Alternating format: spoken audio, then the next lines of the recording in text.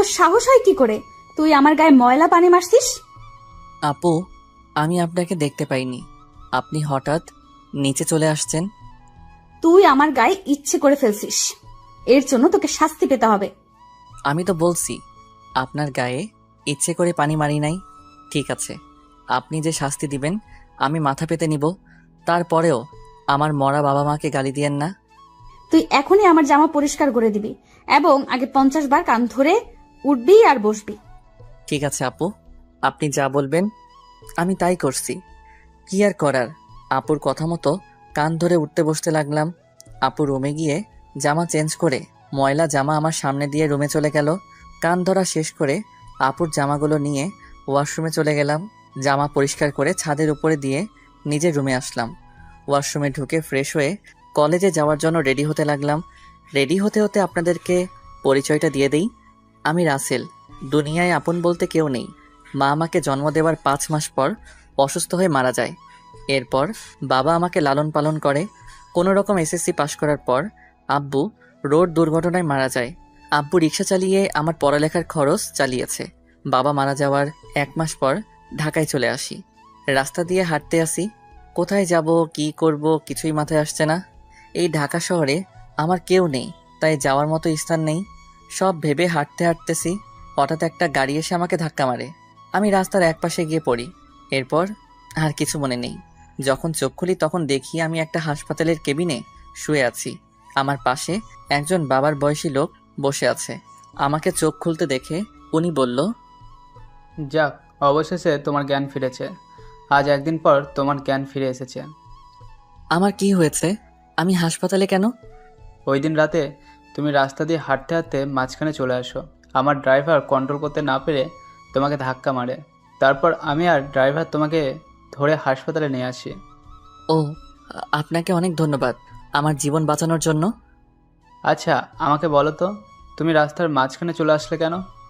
আসলে দুনিয়ায় আপন বলতে আমার কেউ নেই। আম্মু জন্ম দেওয়ার 5 মাস পর অসুস্থ হয়ে মারা যায়। এরপর বাবা ছিল।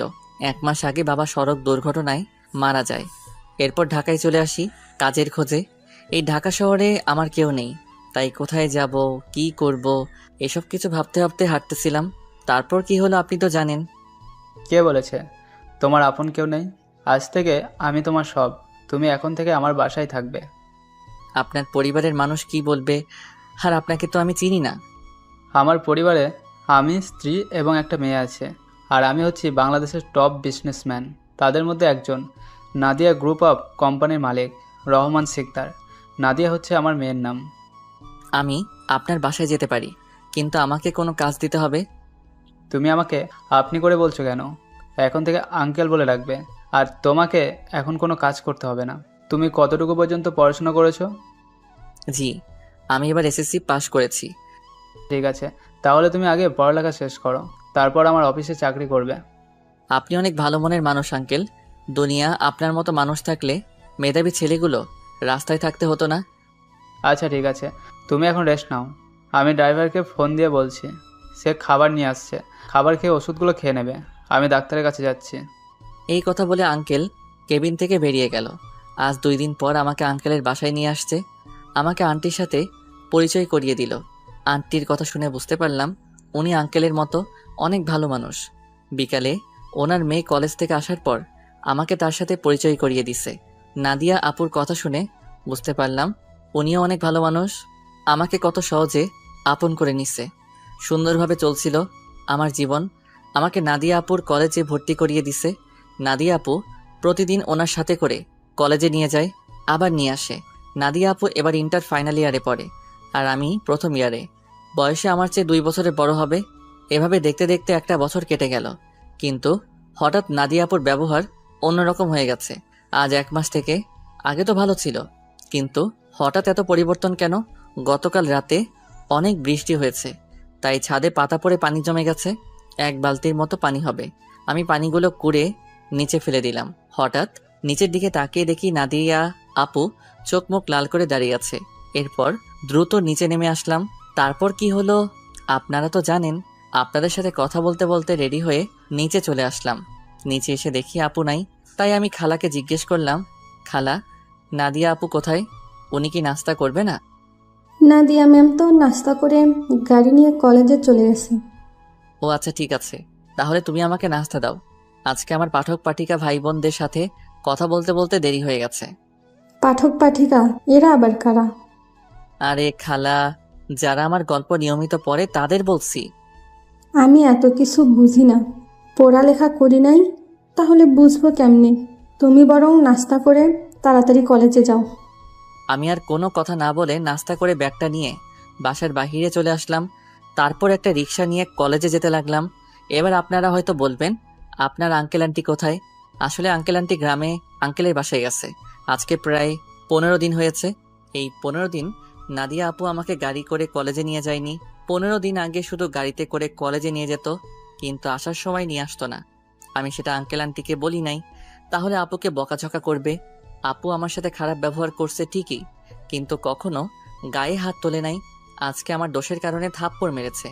আমার দরকার ছিল নিচে তাকিয়ে পানিগুলো ফেলার, তাহলে আর আপুর গায়ে পড়তো না। কথা বলতে বলতে কলেজে চলে আসলাম। পকেটে হাত দিয়ে দেখি মানিব্যাগ আনতে ভুলে গেছি। সব পকেটে হাত দেখি 30 টাকার মতো আছে। রিক্সা ভাড়া মিটিয়ে কলেজের গেট দিয়ে ভিতরে ঢুকলাম। তারপর ক্লাসের সামনে চলে গেলাম। দেখি স্যার পড়া শুরু করে দিছে। স্যার, ভিতরে আসতে পারি? আরে রাসেল, তুমি আজকে তো দেরি কেন কলেজ আসতে? আসলে স্যার বাসায় একটু কাজ ছিল, সেগুলো শেষ করে আসতে দেরি হয়ে গেছে। ঠিক আছে, এখন গিয়ে সিটে বসো। Okay sir. আমি আর কোনো কথা না বলে রাফির পাশে গিয়ে বসলাম। রাফি বলল, কি রে, তোর গাল লাল হয়ে আছে কেন? শালা, স্যার ধরতে পারি নাই। তুই শালা কিভাবে ধরলি? শোন, আমি তোর বেস্ট ফ্রেন্ড, তোর চেহারা দিকে তাকালে আমি সব বুঝতে পারি। এখন বল, লাল হয়ে আছে কেন? নাদিয়া আপু কি তোর গায়ে হাত তুলেছে? তোকে কলেজ ছুটি হওয়ার পর সব খুলে বলবো। রাফি আর কোনো কথা বলল না। আসলে আমরা দুজন বেস্ট ফ্রেন্ড। আমি আমার সবকিছু ওর সাথে শেয়ার করি, আর রাফি তার সবকিছু আমার সাথে শেয়ার করে। রাফির বাবা আঙ্কেলের মতো একজন বিজনেসম্যান। সবগুলো ক্লাস শেষ করে দুই বন্ধু বাহিরে আসলাম। এবার বল, নাদিয়া আজকে তোকে কেন মেরেছে? আসলে আমি আজকে সকালে, তারপর সবকিছু খুলে বললাম। এই জন্য বুঝি তোর গায়ে হাত তুলবে? হাত তো তুলেছে, আবার কান ধরে উঠবোস করিয়েছে, জামা কাপড় পরিষ্কার করিয়েছে। আচ্ছা, এসব কথা বাদ দেই। আমারই ভুল ছিল নিচে তাকিয়ে পানিগুলো ফেলার। হ্যাঁ ঠিক আছে, চল আজকে তোকে বাসায় নামিয়ে দিয়ে আসি। ঠিক আছে চলো। না করলাম না, কারণ আমার কাছে টাকা নেই। রাফির কাছ থেকে অনেক টাকা নিয়েছি, আবার টাকা দিতে গেলে নেয় না। নিজের কাছে খারাপ লাগে টাকার কথা বলতে। কথা বলতে বলতে বাসায় চলে আসলাম। রাফি গাড়ি নিয়ে চলে গেল। আসার সময় আপুকে কলেজে দেখলাম না, মনে হয় কোথাও গেছে। বাসার ভিতরে ঢুকে কলিং বেল চাপ দিলাম। খালা এসে দরজা খুলে দিল। আমি খালাকে বললাম, খালা, নাদিয়া আপু কি বাসায় আছে? তুমি যাওয়ার 30 মিনিট পর বাসায় চলে এসেছে, এখনো রুমে আছে। দেখে মনে হচ্ছে মন খারাপ। ঠিক আছে খালা, আমি রুমে গেলাম। আমি ফ্রেশ হয়ে আসছি, তুমি টেবিলে খাবার দাও। ঠিক আছে, যাও। আমি রুমে এসে ব্যাগটা টেবিলের উপর রেখে ওয়াশরুমে চলে গেলাম। ফ্রেশ হয়ে একটা জামা গায়ে দিয়ে নিচে চলে আসলাম। দেখি নাদিয়া আপু আসে নাই, তাই আমি আপুর রুমের সামনে দাঁড়িয়ে বললাম, আপু দরজাটা খোলো। কেন, কি হয়েছে? খাবার খেতে আসো। সেই সকালে রুমে ঢুকে বসে আছো, কি হয়েছে তোমার? আমার কিছু হয়নি, তুই এখন যা, আমাকে একা থাকতে দে। আপু প্লিজ দরজাটা খোলো, তোমার সাথে আমার কিছু কথা আছে। নাদিয়া আপু আর কোনো কথা না বলে দরজা খুলে দিয়ে বিছানায় গিয়ে বসলো। আমাকে বলল, বল, কি কথা বলবি? আপু তুমি সকালের ওটা নিয়ে আমার উপর রেগে আছো। তোমার যদি শাস্তি দেওয়া কম হয় তাহলে তুমি আমাকে আরো শাস্তি দাও, আমি মাথা পেতে নিব। তারপরেও তুমি না খেয়ে থেকো না। নাদিয়া আপু আর কোনো কথা না বলে বিছানা থেকে উঠে এসে আমাকে জড়িয়ে ধরলো। তখন আপু বলল, তুই আমাকে ক্ষমা করে দে রাসেল, আমি তোর উপর রাগ করে নেই। আমি একটা ছেলেকে ভালোবাসি, কিন্তু ছেলেটা অন্য একটা মেয়েকে ভালোবাসে, তাই ওর উপরে রাগ করে তোর সাথে খারাপ ব্যবহার করছি। তুই আমাকে মাফ করে দে। আজকে তোর গায়ে হাত তুলে নিজের কাছে অনেক খারাপ লাগছে, তাই ক্লাস না করে বাসায় চলে আসি। নাদিয়া আপু কান্না করে কথাগুলো বলল। আপু আমি কিছু মনে করি নাই, আমি জানি তোমার হয়তো কিছু হয়েছে, তাই তুমি আমার সাথে এরকম করছো। তুমি একটা বার ওই ছেলেটাকে দেখিয়ে দিও, আমি ওকে আবার তোমার কাছে নিয়ে আসবো। না রে, ও আর আমাকে ভালোবাসে না, ও আমার সাথে প্রেমের অভিনয় করছে, আমি সেটা বুঝতে পারিনি।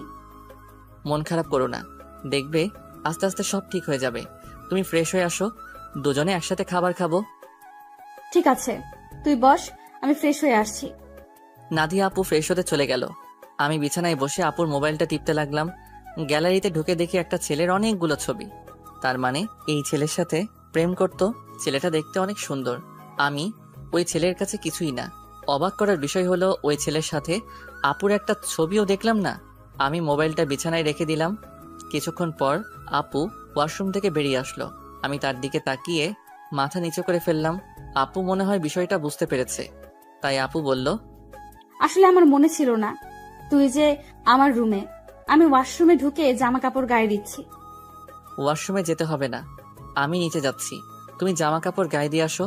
এই কথা বলে আমি আপুর রুম থেকে বেরিয়ে নিচে চলে আসলাম। কিছুক্ষণ পর আপু জামা গায়ে দিয়ে নিচে চলে আসলো।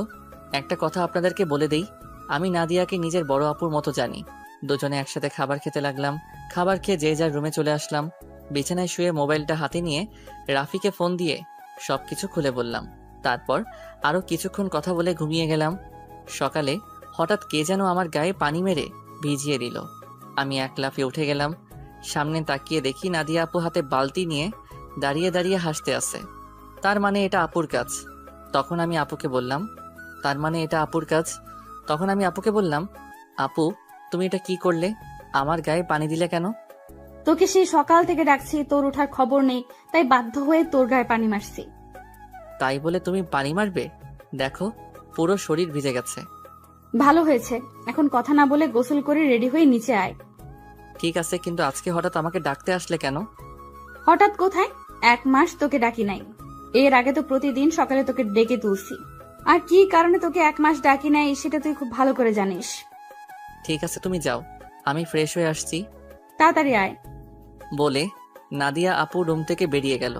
আমি দাঁড়িয়ে না থেকে ওয়াশরুমে ঢুকে গোসল করে রেডি হয়ে কলেজের ব্যাগটা কাঁধে নিয়ে নিচে চলে আসলাম। কিছুক্ষণ পর আপু আসলো। দুজনে একসাথে নাস্তা করে গাড়ি নিয়ে কথা বলতে বলতে কলেজে চলে আসলাম। আপু গাড়ি পার্কিং করে বলল, তোর ক্লাস শেষ হলে আমার জন্য অপেক্ষা করবি, দুজনে একসাথে বাসায় যাব। ওকে ঠিক আছে। আপু আর কোনো কথা না বলে তার ক্লাসে চলে গেল। হঠাৎ পিছন থেকে রাফি বলল, কি রে, কেমন আছিস? এই তো ভালো আছি, তুই কেমন আছিস? আমিও ভালো আছি। আজকে তাহলে আপু তোকে কলেজে নিয়ে আসলো? আপু এখন আগের মতো হয়ে গেছে। এতদিন একটা ছেলের কারণে আমার সাথে খারাপ ব্যবহার করছে। ওই শালাকে যদি সামনে পাইতাম তাহলে অবস্থা খারাপ করে দিতাম। ওসব কথা বাদ দেই, এখন ক্লাসে চল। ঠিক আছে চল। আমি আর রাফি ক্লাসে চলে আসলাম। কিছুক্ষণ পর স্যার ক্লাসে আসলো। সবগুলো ক্লাস শেষ করে আমি আর রাফি বাইরে চলে আসলাম। রাফি, তাহলে তুই বাসায় যা, আমি আপুর জন্য অপেক্ষা করছি। দুজনে একসাথে বাসায় যাব। ওকে ঠিক আছে।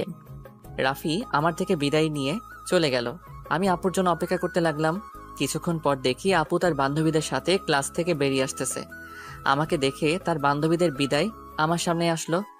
কি রে, কোন সময় তোর ক্লাস শেষ হয়েছে? এই তো 30 মিনিট আগে। ও, আমার একটা এক্সট্রা ক্লাস ছিল তাই আসতে দেরি হয়ে গেছে। কোনো সমস্যা নেই, তুমি গাড়ি নিয়ে আসো। তুই দাঁড়া, আমি গাড়ি নিয়ে আসছি। আপু গাড়ি নিয়ে আমার সামনে আসলো। তারপর আপুর সাথে সামনের সিটে বসলাম। দুজনে কথা বলতে বলতে বাসায় চলে আসলাম। আপু তার রুমে চলে গেল। আমি আমার রুমে চলে আসলাম। ফ্রেশ হয়ে নিচে এসে আপু আর আমি একসাথে খাবার খেয়ে রুমে চলে আসলাম। দেখতে দেখতে 1 মাস চলে গেল। এখন আপুর সাথে আগের থেকে অনেক ফ্রি হয়ে গেছি। এখন আপু আমার সব সময় খেয়াল রাখে। কলেজে কোনো মেয়ের সাথে কথা বলতে দেয় না, আমাকে শাসনের উপর রাখে। আপুর এসব আমার অনেক ভালো লাগে। আমি আপুকে কিছু বলি না। এখন ওই ছেলের কথা আপু একদম মাথা থেকে ঝেড়ে ফেলে দিছে। আমার সাথে সব সময় দুষ্টুমি করে। বড় বোন হিসেবে ছোট ভাইয়ের সাথে করতেই পারে। আমি আপুকে সব সময় নিজের বড় বোনের চোখে দেখি। আঙ্কেল আন্টি তারা বাসায় চলে এসেছে। আঙ্কেল এখন আগের মতো অফিস দেখাশোনা করে। আমাদের কলেজ আজকে 1 মাসের জন্য ছুটি দিয়েছে, কারণ কলেজে নতুন করে রং লাগাবে। তাই 1 মাস কলেজ বন্ধ থাকবে। রাতে সবাই একসাথে খাবার খাচ্ছি। তখন আঙ্কেল বলল, শুনছি তোদের কলেজ নাকি 1 মাসের জন্য বন্ধ থাকবে। আব্বু কলেজে কিছু কাজ করবে তাই বন্ধ দিয়েছে। তাহলে তুই আর রাসেল তোর নানার বাড়ি থেকে কিছুদিন ঘুরে আয়। সবসময় তোরা দুজন বাসায় থাকিস, কোথাও যাস না। আমি না হয় যাব, কিন্তু রাসেল কি আমার সাথে যাবে? রাসেল যাবে না কেন? আসলে আন্টি, আমার বাসা থেকে বাইরে কোথাও ঘুরতে যেতে ভালো লাগে না। এটা তো আর অন্য কোথাও যেতে বলছি না, আমার বাপের বাড়ি যেতে বলছি। রাসেল আমার সাথে না গেলে আমিও কোথাও যাব না। ঠিক আছে আপু, আমি তোমার সাথে যাব। এবার খুশি? অনেক খুশি। তাহলে কালকে সকালে তোরা দুজনে রওনা দে। এখন রুমে গিয়ে জামা কাপড় গুছিয়ে রাখিস। আর তোরা কি গাড়ি নিয়ে যাবি? না আব্বু, আমরা বাসে করে যাব। ঠিক আছে, তোরা যেটা ভালো বুঝিস। কেউ আর কোনো কথা না বলে খাবার খেতে লাগলো। আমি খাবার খেয়ে রুমে চলে আসলাম। রুমে এসে জামা কাপড় গুছিয়ে রাখলাম। তারপর বিছানায় শুয়ে মোবাইল টিপতে টিপতে ঘুমিয়ে পড়লাম। পরের দিন সকালে আপু এসে আমাকে ডেকে তুললো। আমাকে রেডি হতে বলে তার রুমে চলে গেল। আমি ওয়াশরুমে ঢুকে ফ্রেশ হয়ে রেডি হয়ে জামা কাপড়ের ব্যাগটা নিয়ে নিচে চলে আসলাম। নাস্তার টেবিলে দেখি আঙ্কেল আন্টি বসে আছে। আমি একটা চেয়ার টেনে বসলাম। হঠাৎ সিঁড়ির উপরে চোখ পড়তেই আমি চমকে উঠলাম। আজকে আপুকে অনেক সুন্দর লাগছে। আপুকে নীল রঙের জামায় অনেক সুন্দর লাগছে। আপু আমার সামনে এসে বলল, কিরে, তুই এভাবে হ্যাবলার মতো আমার দিকে তাকিয়ে আছিস কেন? এই আপু, আমাকে হ্যাবলা বলবে না। আমি কিন্তু তোমার থেকে অনেক সুন্দর আছি। আর আজকে তোমাকে নীল রঙের জামায় অনেক সুন্দর লাগছে। বাবা, যেই না চেহারা আবার বলে আমার থেকে ওর চেহারা সুন্দর। যা, একটু তোমার রূপের প্রশংসা করলাম, এখন থেকে আর করবই না। তোমাকে পুরো পেতনির মতো লাগছে। কি বললি আমাকে পেতনির মতো লাগছে? প্রথমে প্রশংসা করলাম, কোনো দাম পেলাম না, তাই তোমাকে পেতনি বললাম। আজকে তোকে আমি মেরেই ফেলবো। তোরা কি শয়তানি করবি নাকি নাস্তা করে বেরিয়ে পড়বি? আব্বু তুমি দেখো না, রাসেল আমাকে পেতনি বলছে। ও তো ছোট, তাই তোর সাথে দুষ্টুমি করছে। এখন কথা না বলে নাস্তা করে বেরিয়ে পড়। নাদিয়া আপু আমার দিকে তাকিয়ে একটা ভেঙচি মেরে একটা চেয়ার টেনে বসে পড়লো। সবাই নাস্তা করতে লাগলাম। নাস্তা খাওয়া শেষ করে আঙ্কেল আন্টির কাছে বলে বাসা থেকে বেরিয়ে আসলাম। তারপর গাড়িতে করে বাস কাউন্টারে চলে আসলাম। ড্রাইভার আমাদের বাস কাউন্টারে নামিয়ে দিয়ে চলে গেল। আসার সময় আঙ্কেল আমার পকেটে কিছু টাকা ঢুকিয়ে দিল। তাই বাস কাউন্টারে গিয়ে টিকিটের জন্য টাকা বের করতে গিয়ে দেখি 15-20 হাজারের মতো হবে। আমি 2টা টিকিট নিলাম। তারপর টিকিট নিয়ে দুজনে বাসে উঠলাম। দুজনের একসাথে সিট। বাস 20 মিনিট পর ছেড়ে দিল। এই দেখছেন আমি কেমন মানুষ। নাদিয়া আপুর নানার বাড়ির কথা বলতে ভুলে গেছি। আপুর নানার বাড়ি যশোরে। আমি কখনো যাইনি, কিন্তু আপুকে একবার যেতে দেখেছি, তাই আপু সব চিনে। শোন, নানার বাড়িতে গিয়ে কোনো মেয়ের সাথে কথা বলতে পারবি না, আর রিয়ার থেকে দূরে দূরে থাকবি। আমি কি আর কখনো তোমার নানার বাড়ি গেছি? আমি তো কাউকে চিনি না। আর এই রিয়াটাকে? রিয়া হচ্ছে আমার মামাতো বোন, ও তোর সেম ক্লাসে পড়ে। ঠিক আছে, কিন্তু ও যদি আমার সাথে কথা বলতে আসে তখন কি করব? তুই বলবি না। আমি যদি না কথা বলি তাহলে বলবে আমি বোবা, আর না হয় বলবে আমি বেশি ভাব দেখাই। কথা বলবি, কিন্তু বেশি কথা বলতে পারবি না। ঠিক আছে। আমি মনে মনে বললাম, আগে তো রিয়া মেয়েটাকে একবার দেখি, পছন্দ হলে তার সাথে প্রেম করব। এই নাদিয়া আপুর জন্য আজ পর্যন্ত কোনো মেয়ের সাথে প্রেম করতে পারলাম না। তো যাই হোক, দুজনে কানে হেডফোন লাগিয়ে গান শুনতে লাগলাম। বাস এসে একটা রেস্টুরেন্টে থামলো। তখন আমি নাদিয়া আপুর দিকে তাকিয়ে দেখি ঘুমিয়ে আছে। আমি আপুকে ডাক দিলাম। আপু চোখ খুলে বলল, কিরে, ডাকছিস কেন? আপু বাস একটা রেস্টুরেন্টে থামছে, চলো দুজনে খাবার খেয়ে নেই। ঠিক আছে চল। নাদিয়া আপু আর আমি বাস থেকে নেমে রেস্টুরেন্টের ভিতরে ঢুকে গেলাম। আপু ওয়াশরুমে ঢুকে ফ্রেশ হয়ে আসলো। আমি অন্য একটা ওয়াশরুমে ঢুকে ফ্রেশ হয়ে আসলাম। দুজনে গিয়ে একটা টেবিলে গিয়ে বসলাম। আপু ওনার মতো করে অর্ডার করলো, আমি আমার মতো করে অর্ডার করলাম। কিছুক্ষণ পর ওয়েটার খাবার নিয়ে আসলো। দুজনে খাবার খেতে লাগলাম। খাবার খেয়ে দুজনে আবার বাসের ভিতরে চলে আসলাম। আবার আগের মতো বসে পড়লাম। বাস কিছুক্ষণ পর ছেড়ে দিল। বাস চলছে আপন গতিতে। আমরা দুজন আবার হেডফোন লাগিয়ে গান শুনতে লাগলাম। দেখতে দেখতে আমরা এখন যশোর চলে এসেছি। দুজনে বাস থেকে নেমে দেখি একটা গাড়ি আমাদের সামনে দাঁড়িয়ে আছে, আর গাড়ির সাথে একজন লোক দাঁড়িয়ে আছে। নাদিয়া মামা বলে তাকে জড়িয়ে ধরলো। আসলে আমি কখনো আপুর মামাকে দেখি নাই। ওর মামা ঢাকায় মনে হয় সহজে যায়নি, তাই চিনতে পারলাম না। আমি আর আপু পিছনের সিটে বসলাম। তখন আপুর মামা বলল, তাহলে এই হচ্ছে রাসেল? মামা, ও হচ্ছে রাসেল। তুমি তো বাহিরে ছিলে, তাই দেখো নাই। ও, তার মানে নাদিয়ার মামা বাহিরে ছিল। তখন নাদিয়ার মামা বলল, কেমন আছো রাসেল? পড়ালেখা কেমন চলছে? জি মামা, আমি অনেক ভালো আছি, আর পড়াশোনা ভালোই চলছে। ও তা কয়টা মেয়ের সাথে প্রেম করো? মামা আপনি এটা কি বলছেন? আরে সমস্যা নেই, আমাকে তোমার বন্ধু ভেবে বলতে পারো। প্রেম মনে হয় আমি কখনো করতে পারবো না। একটা পেতনির কারণে সবসময় আমাকে মেয়েদের থেকে দূরে সরিয়ে রাখে। ও মা, তাই? সে মানুষটা কে? আমি আপুর দিকে তাকিয়ে দেখি আমার দিকে চোখ লাল করে তাকিয়ে আছে। ভয়ে আমার গলা শুকিয়ে গেল, তাই কথা ঘুরিয়ে বললাম, আসলে আমার কলেজের এক ছেলে বন্ধু। সে বলেছে আমাদের দুজনের মধ্যে কেউ কখনো প্রেম করব না, কোনো মেয়ের সাথে বন্ধুত্ব করব। এ কারণে আজ পর্যন্ত একটা প্রেম করতে পারলাম না। আমার কথা শুনে মামা হাসতে হাসতে শেষ।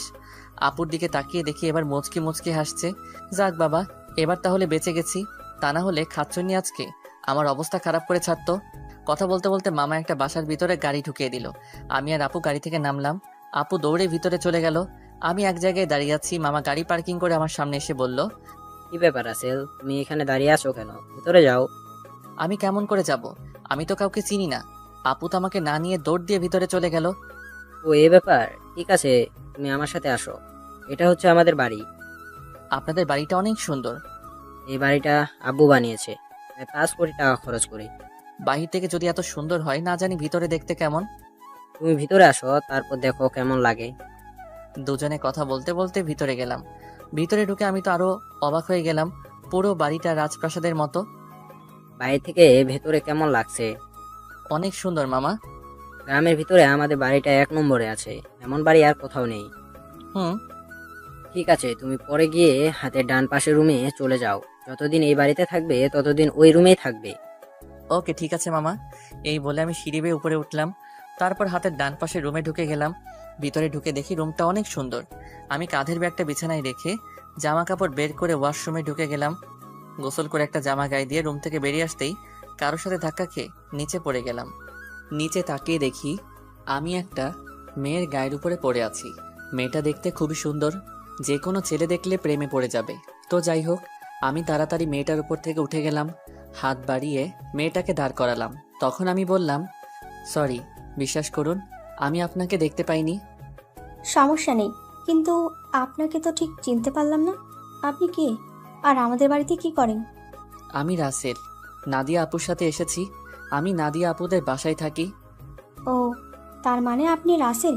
ফুপাপুপির কাছে আপনার কথা শুনেছি। আমি রিয়া, নাদিয়া আপুর মামাতো বোন। ও, তার মানে আপু আসার সময় আপনার কথা বলছে? নাদিয়া আপু আপনাকে আমার ব্যাপারে কি বলেছে? তেমন কিছু না, বলছে আপনি নাকি আমার সেম ইয়ারে পড়েন। বাকিটা বললাম না, শুনলে রিয়া কষ্ট পাবে, তাই ওই কথা বললাম না। তখন রিয়া বলল, ও, তার মানে আপনি আর আমি সেম ইয়ারে পড়ি। তাহলে আমরা আপনি করে কেন বলছি?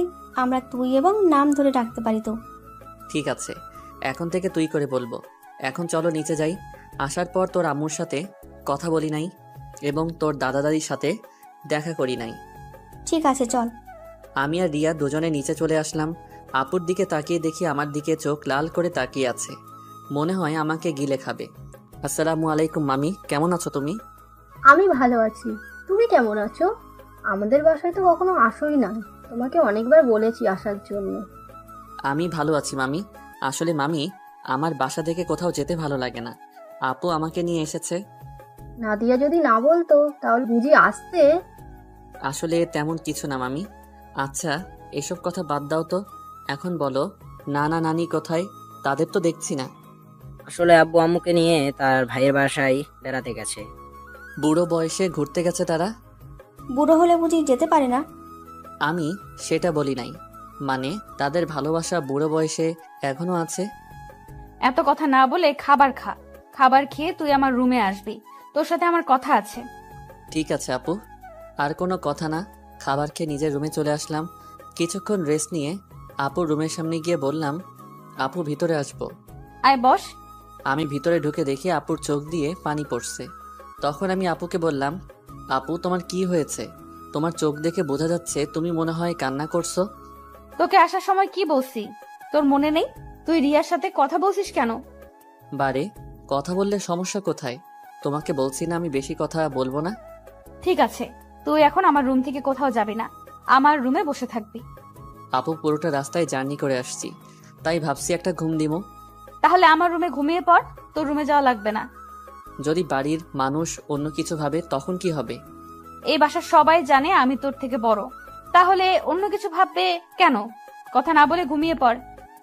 আমি আর কোনো কথা না বলে আপুর বিছানায় ঘুমিয়ে পড়লাম। এবার আপনাদের কিছু কথা বলি। আসলে নানা নানি এবং মামি অনেকবার ঢাকায় গেছে, তাই ওদের চিনি, কিন্তু রিয়া কখনো ঢাকায় যায়নি। আর কেন যায় না সেটা আমি বলতে পারবো না। আমার ঘুম আসার পর আপু আমার দিকে তাকিয়ে আছে আর মনে মনে বলে, রাসেল, তুই কি আমার মুখের কথা বুঝতে পারিস না? আমি তোর এত খেয়াল কেন রাখি? তোকে কেন মেয়ের সাথে কথা বলতে দেই না? কেন? কারণ আমি তোকে অনেক ভালোবাসি। তোকে যদি আমার জীবনে না পাই তাহলে আমার এই জীবন শেষ করে দিব। আমি তোকে অন্য মেয়ের সাথে সহ্য করতে পারবো না। এই কথা বলে আপু আমার কপালে এবং গালে 4-5টা চুমু খেলো। তারপর রুম থেকে বেরিয়ে রিয়ার রুমে গেল। রিয়া বিছানায় শুয়ে কি যেন ভাবছে। তখন আপু রিয়ার পাশে বসে বলল, কিরে রিয়া, তোকে দেখে বোঝা যাচ্ছে তুই কিছু একটা নিয়ে চিন্তায় আছিস। আসলে আপু তেমন কিছু না। এখন বলো, হঠাৎ আমার রুমে? কেন, তোর রুমে কি আসা যাবে না? আরে আমি ওইভাবে বলি নাই। আচ্ছা ওটা বাদ দাও, তোমাকে একটা কথা বলি, রাসেল কি কোনো মেয়ের সাথে প্রেম করে? কেন, আমার জানা মতে রাসেল কোনো মেয়ের সাথে প্রেম করে না। তা এটা কেন জিজ্ঞেস করলি? এমনি জিজ্ঞেস করলাম। তা আপু, তোমার পড়াশোনা কেমন চলছে? আমার তো ভালোই চলছে, তোর কেমন চলছে? আমারও ভালোই চলছে। ঠিক আছে তুই থাক, আমি রুমে গেলাম। এই কথা বলে আপু নিজের রুমে চলে আসলো। আর এদিকে রিয়া ভাবছে, তাহলে আমার লাইন ক্লিয়ার, আমি রাসেলকে আমার করে নিব। আমি ওকে প্রথম দেখায় ভালোবেসে ফেলেছি। আমাকে যে করেই হোক রাসেলের মন জয় করতে হবে। কিন্তু আমি ওর মন জয় করব কেমন করে? তখন রিয়া ভাবতে লাগলো। হঠাৎ তার মাথায় একটা বুদ্ধি আসে। আমাকে তার সাথে প্রতিদিন কলেজে নিয়ে যাবে। তারপর আস্তে আস্তে রাসেলকে রিয়ার প্রতি দুর্বল করবে। বিকালে ঘুম থেকে উঠে দেখি আপু আমার পাশে শুয়ে আছে, যেন একটা পিচ্চি মেয়ে আমার পাশে শুয়ে আছে। আমি আপুর দিকে তাকিয়ে বিছানা থেকে নামতেই আপুর ঘুম ভেঙে গেল। কি ব্যাপার আপু, তুমি উঠলে কেন? ঘুম ভেঙে গেছে তাই উঠে গেলাম। তুই ফ্রেশ হয়ে আয়, দুজনে মিলে গ্রামটা ঘুরে দেখবো। ঠিক আছে, আমি রুমে গিয়ে ফ্রেশ হয়ে আসছি। এটা বলে আপুর রুম থেকে বেরিয়ে নিজের রুমে চলে আসলাম। ওয়াশরুমে ঢুকে ফ্রেশ হয়ে একটা জামা গায়ে দিয়ে নিচে নেমে আসলাম। নিচে এসে দেখি রিয়া সোফায় বসে টিভি দেখছে। আমাকে দেখে সামনে এসে বলল, কি রে, তুই কি কোথাও যাবি? আপু আর আমি তোদের গ্রামটা ঘুরে দেখব। আপু ফ্রেশ হয়ে আসছে। ঠিক আছে, তোরা আমার জন্য কিছুক্ষণ অপেক্ষা কর, আমিও তোদের সাথে যাব। এটা বলে রিয়া দৌড় দিয়ে তার রুমে চলে গেল। কিছুক্ষণ পর আপু বেরিয়ে আসলো। আপুকে দেখতে অনেক সুন্দর লাগছে। আপু আমার সামনে এসে বলল, রাসেল আমি রেডি, এবার চল। একটু দাঁড়াও, রিয়া বলেছে সেও আমাদের সাথে যাবে, আমাদের অপেক্ষা করতে বলছে। আপু রিয়ার কথা শুনে মুখটা বেজার করে ফেলল। আমি বুঝতে পারছি, কিন্তু আমি তো আর রিয়াকে মানা করতে পারবো না। কিছুক্ষণ পর রিয়াও বেরিয়ে আসলো। রিয়াকেও অনেক সুন্দর লাগছে, হালকা মেকআপ করছে, তাতেই অনেক সুন্দর লাগছে রিয়াকে। তারপর আমরা 3 জন বাসা থেকে বেরিয়ে গ্রামের ভিতরে দিয়ে হাঁটতে লাগলাম। গ্রামের দৃশ্য দেখতে অনেক সুন্দর, মন চায় সারাদিন সবুজ শ্যামল এই গ্রামটা ঘুরে দেখতে। কি সুন্দর বাতাস বয়ে যাচ্ছে, বাতাসে আপু এবং রিয়ার চুল উঠছে।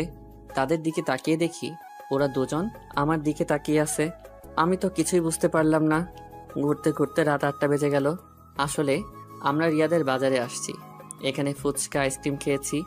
আপু বেশি খাইনি, চেহারাটা কেমন করে যেন রেখেছে। মনে হয় রিয়াকে সাথে করে আনার জন্য মন খারাপ করে ফেলছে। তো যাই হোক, 3 জনে হাঁটতে হাঁটতে বাসায় চলে আসলাম। যে যার রুমে চলে আসলাম। আমি ওয়াশরুমে ঢুকে ফ্রেশ হয়ে নিচে চলে আসলাম। সবার সাথে খাবার খেতে লাগলাম। আপু খাবার খাচ্ছে না। হঠাৎ হাত ধুয়ে রুমে চলে গেল। আমি হালকা কয়েকটা খাবার খেয়ে আপুর রুমে চলে আসলাম। রুমে এসে দেখি আপু বিছানায় শুয়ে আছে। আমি আপুর সামনে গিয়ে বললাম, আপু আমি রিয়াকে আমাদের সাথে যেতে বলি নাই, সে নিজে এসেছে আমাদের সাথে। আপু কোনো কথা বলছে না, আবার অন্যদিকে মুখ ঘুরিয়ে নিল। এবার আমি আপুকে আমার দিকে ঘুরিয়ে বললাম, আপু তুমি কি আমার উপর রেগে আছো? প্লিজ, তুমি এভাবে মন খারাপ করে থাকলে আমার কাছে একটু ভালো লাগে না। হঠাৎ আপু আমার সাথে এমন কিছু করবে সেটা আমি কখনো ভাবতে পারিনি। আপু আমাকে জড়িয়ে ধরে ঠোঁটের সাথে ঠোঁট লাগিয়ে পাগলের মতো কিস করতে লাগলো। আমি ছাড়ার চেষ্টা করছি, কিন্তু আপু আমাকে শক্ত করে ধরে আছে। প্রায় 5 মিনিট পর ছেড়ে দিয়ে কান্না করতে করতে বলল, তুই আমার রুমে কেন এসেছিস? তুই কি কিছু বুঝিস না আমি কেন তোকে অন্য মেয়ের সাথে কথা বলতে দিই না? তোকে সব সময় চোখে চোখে রাখি, তোর এত কেয়ার করি, কারণ আমি তোকে ভালোবাসি। আমি তোকে অন্য মেয়ের সাথে কথা বলতে দেখলে সহ্য করতে পারি না। আমি তোকে অনেক ভালোবাসি রাসেল। আমি তো আপুর কথা শুনে অবাক হয়ে গেলাম, আপু এটা কি বলছে? তখন আমি আপুকে বললাম, আপু তোমার মাথা কি ঠিক আছে? তুমি এটা কি বলছো? আমি তোমাকে বড় বোনের মতো সম্মান করি। আমি মনে করছি তুমি আমাকে ছোট ভাই হিসেবে এত কেয়ার এবং খেয়াল রাখো। না, আমি তোকে ভালোবাসি বলে এত কেয়ার এবং খেয়াল রাখি। প্লিজ রাসেল, তুই আমাকে ফিরিয়ে দিস না। আপু, এটা কখনো সম্ভব নয়। তুমি আমার 2 বছরের বড়। এটা পরিবারের এবং আঙ্কেল আন্টি কখনো মেনে নিবে না। সমাজের মানুষ নানান ধরনের কথা বলবে। আমি পারবো না তোমাকে ভালোবাসতে। তুই যদি আমাকে ভালো না বাসিস তাহলে আমি নিজেকে শেষ করে দিব। আমি তোকে ছাড়া বড় অসহায়। আমি তোকে ছাড়া থাকতে পারবো না। এই তোমাদের মতো মেয়েদের বাংলা সিনেমার মতো একটা ডায়লগ আছে, কাউকে নিজের করে না পেলে আত্মহত্যা করবে, হাত কেটে ফেলবে, ছাদ থেকে লাফ দিবে, এমনকি বিষ খাবে। এগুলো ছাড়া আর কি তোমরা কিছু করতে পারো না? যাকে ভালোবাসি তাকে যদি নিজের করে না পাই, তাই মেয়েরা এসব করতে বাধ্য হয়। আমি তোকে সত্যিই অনেক ভালোবাসি। আপু, আমি তোমাকে বোনের মতো জানি। আমি তোমাকে কখনো ভালোবাসতে পারবো না। তুমি এসব বিষয়ে আমার সাথে কথা বললে আমি তোমাদের সবাইকে ছেড়ে চলে যাব। না না, তুই কোথাও যাস না। তোকে না দেখলে আমি থাকতে পারবো না। ঠিক আছে, আমি আর কখনো তোকে ভালোবাসার কথা বলবো না। কথাটা যেন মনে থাকে। আগে যেভাবে চলতে এখনো সেভাবে চলবে। আমি এখন রুমে গেলাম। এটা বলে নিজের রুমে চলে আসলাম। রুমে এসে বিছানায় শুয়ে আপুর কথাগুলো ভাবতে লাগলাম। আপু এটা কেমন করে বলল? আঙ্কেল আন্টি যদি জানতে পারে তাহলে আমাকে বাসা থেকে বের করে দিবে। তারপর আমি কোথায় যাব? এসব কিছু ভাবতে ভাবতে কখন যে ঘুমিয়ে গেছি মনে নাই। সকালে রিয়া রুমে এসে ডাকতে লাগলো। ওই রাসেল, উঠ তাড়াতাড়ি।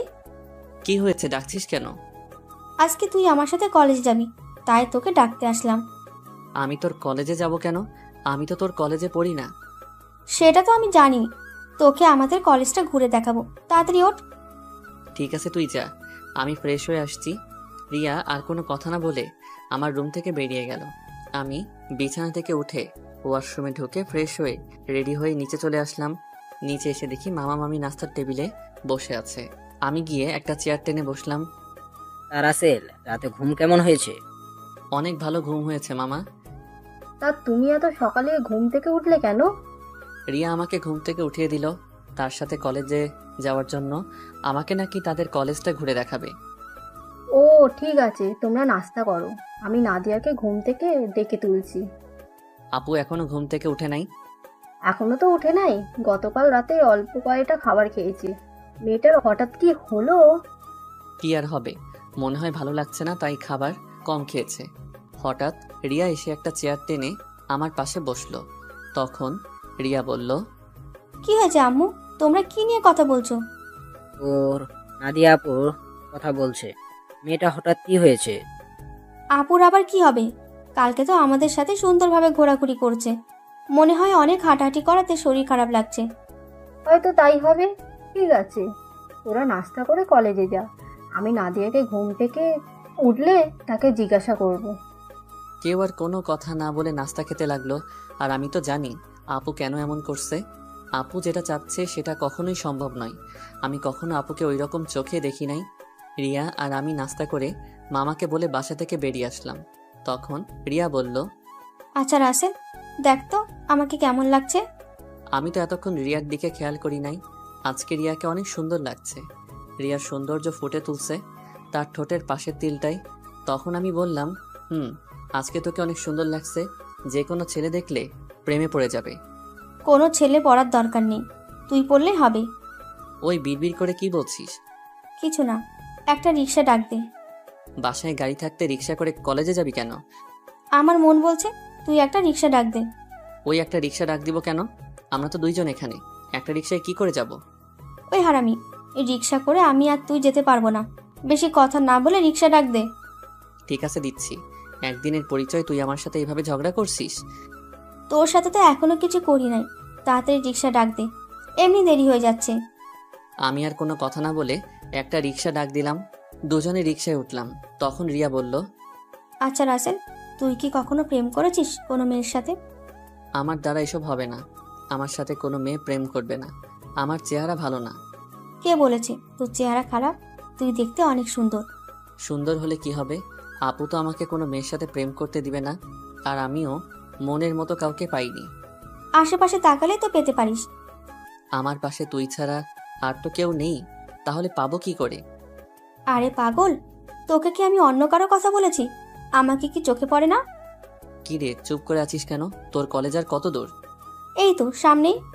তারপর দুজনে কথা বলতে বলতে রিয়ার কলেজের সামনে চলে আসলাম। আমি রিক্সা ভাড়া দিলাম। রিয়া আমাকে মানা করছে, কিন্তু তারপরেও আমি ভাড়া দিছি। দুজনে গেট দিয়ে কলেজের ভিতরে ঢুকলাম। হঠাৎ কয়টা মেয়ে আমাদের সামনে আসলো। তাদের একটা মেয়ে বলল, কি রে রিয়া, তোর সাথে উনি কে? আগে তো কখনো দেখিনি। আরে আমার মনে হয় কি আমাদের রিয়ার বয়ফ্রেন্ড, দেখতে কিন্তু অনেক সুন্দর। যদি রিয়ার আগে আমি দেখতাম তাহলে ওর সাথে প্রেম করতাম। আইসে, তোর যে চেহারা, এই চেহারা এইরকম ছেলে কখনোই পাবি না। ওই তোরা কি চুপ করবি? রীতি মিথু, তোরা জানিস ওকে? ও হচ্ছে আমার ফুফাতো ভাই রাসেল। তুই তো কখনো আমাদের তোর ফুফাতো ভাইয়ের কথা বলিস নাই। আমি যদি জানতাম আমার ফুফাতো ভাই আছে তাহলে তো তোদের অবশ্যই বলতাম। তোরা তো আমার ফুফাতো বোন নাদিয়া আপুকে চিনিস, ওনার ছোট ভাই। আমি এতক্ষণ ওদের কথা শুনে মাথা নিচ করে রাখলাম, আর রিয়ার কথা শুনে তো আমি আরো অবাক হয়ে গেলাম। সে ওদের সত্যিটা বলে নাই। তখন আমি বললাম, প্রথম কথা হচ্ছে আমাকে ভাইয়া বলে ডাকা যাবে না। আমি তোমাদের সাথে সেম ইয়ারে পড়ি, আর আলহামদুলিল্লাহ আমি আছি। আপনারা সবাই কেমন আছেন? যেহেতু আমাদের সাথে পড়েন তাহলে আমাদের আপনি না তুই করে বলবেন। আমরাও ভালো আছি। ঠিক আছে, পরে কথা বলা যাবে, এখন ক্লাসে চল। আমি বলি কি, তোরা ক্লাসে যা, আমি বাসায় চলে যাই। আমি এখানে থেকে কি করব? তুই আমাদের সাথে ক্লাসে যাবি। যদি তোদের স্যার এবং ছাত্রছাত্রী কিছু বলে? তাও কথা ঠিক। আচ্ছা, তাহলে তুই বাসায় চলে যা, দুপুর 1টার সময় আমাকে এসে নিয়ে যাস। আমি ঠিক আছে বলে কলেজ থেকে বেরিয়ে একটা রিক্সা নিয়ে বাসায় চলে আসলাম। বাসায় কলিং বেল চাপ দেওয়ার পর মামি এসে দরজা খুলে দিল। আমাকে দেখে বলল, কি ব্যাপার রাসেল, তুমি চলে আসলে কেন? আমি কলেজে থেকে কি করব, তাই চলে আসলাম। রিয়া বলেছে তাকে দুপুরে গিয়ে নিয়ে আসতে। ও ঠিক আছে, তুমি রুমে যাও, আমি তোমার জন্য ওপরে কফি নিয়ে আসছি। আমি এখন কফি খাবো না। আপু কি ঘুম থেকে উঠেছে? নাস্তা করে এখনো রুমে আছে। ঠিক আছে, আমি আপুর রুমে গেলাম বলে ভিতরে ঢুকে আপুর রুমে চলে গেলাম। আপুর রুমে এসে দেখি কার সাথে যেন মোবাইলে হেসে হেসে কথা বলছে। আমাকে দেখে ফোন কেটে দিল।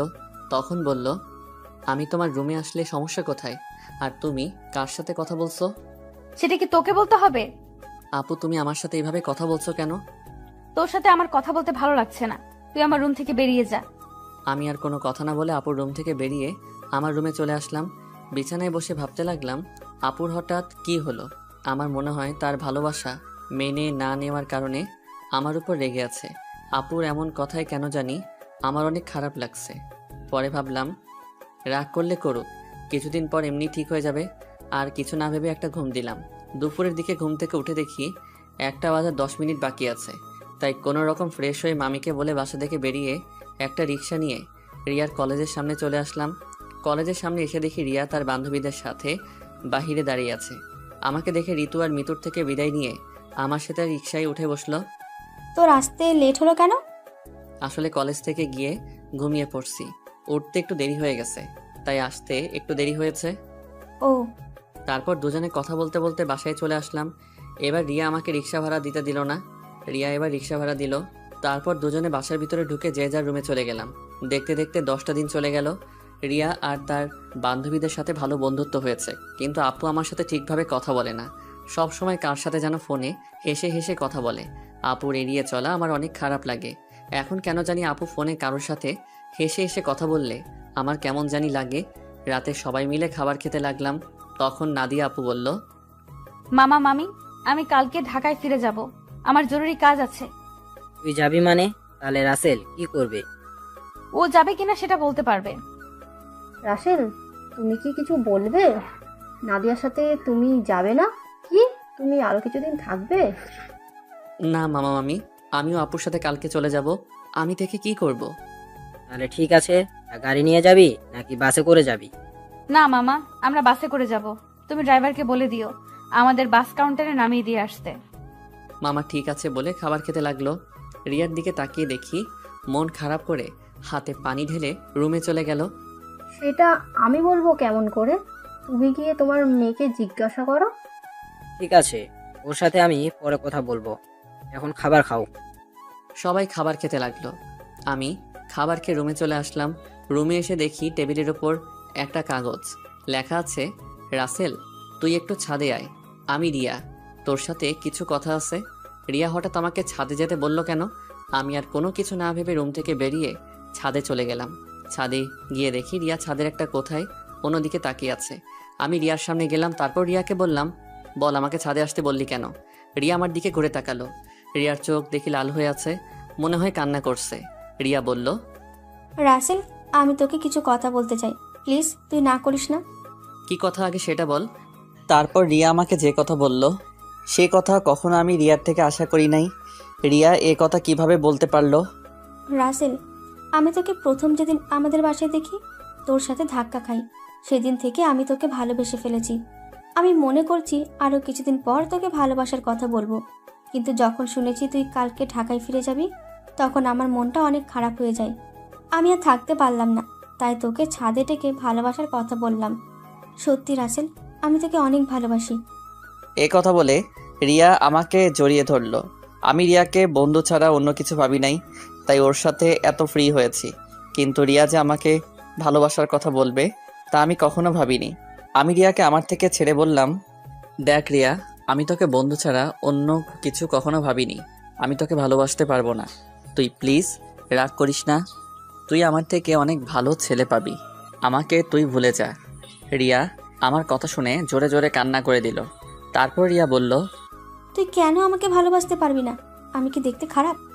কেন ভালোবাসতে পারবো না সেটা আমি বলতে পারবো না, আর তুই দেখতে অনেক সুন্দর। ঠিক আছে, জোর করে তো আর কারো ভালোবাসা পাওয়া যায় না, কিন্তু আমি তোকে কখনো ভুলতে পারবো না। তোকে আমি অনেক ভালোবেসে ফেলেছি।